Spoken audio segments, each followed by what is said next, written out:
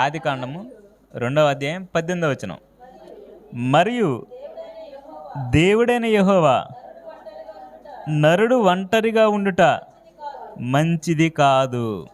ఏమండి ఈ మాట మీరు ఎప్పటికే చాలా సందర్భాల్లో విన్నారు. ఎప్పుడు విన్నారు?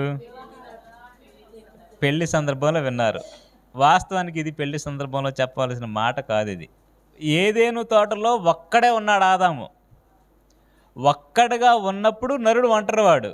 ఇప్పుడు నరుడు ఒంటరివాడా? మన ఊర్లో ఎంతమంది ఉన్నారు? ఎంతమందిని ఉంచుకొని పెళ్లిగా నన్ను చూసి నువ్వు ఒంటరివాడు అంటే ఎట్లుంటుందండి?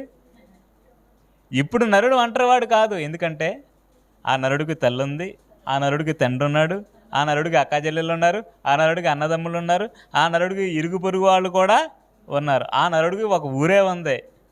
మరి ఊరున్నప్పుడు ఇప్పుడు నరుడు ఒంటరివాడు ఎలా అవుతాడు? ఒంటరివాడు ఎప్పుడయ్యాడు అని అంటే ఆదాము ఒంటరివాడయ్యాడు కనుక ఆదాము విషయంలో దేవుడు రాయించాడు. ఇంకా ఎవరి విషయంలో దేవుడు ఈ మాట చెప్పలేదు. మీరు చదివారు ఎప్పుడన్నా బైబిల్? ఈ మాట ఆదాము విషయంలో తప్ప మరొక వ్యక్తి విషయంలో ఎప్పుడైనా ఈ మాట మీరు చదివారా?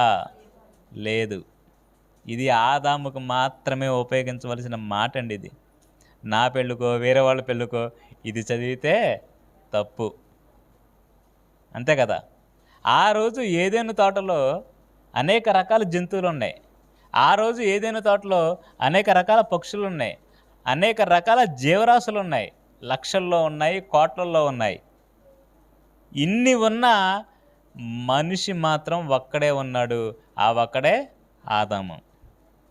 అలా ఒక్కడిగా ఉన్నప్పుడు దేవుడు చేసిన ఆలోచన ఏంటంటే నరుడు ఒంటరిగా ఉండుట మంచిది కాదు.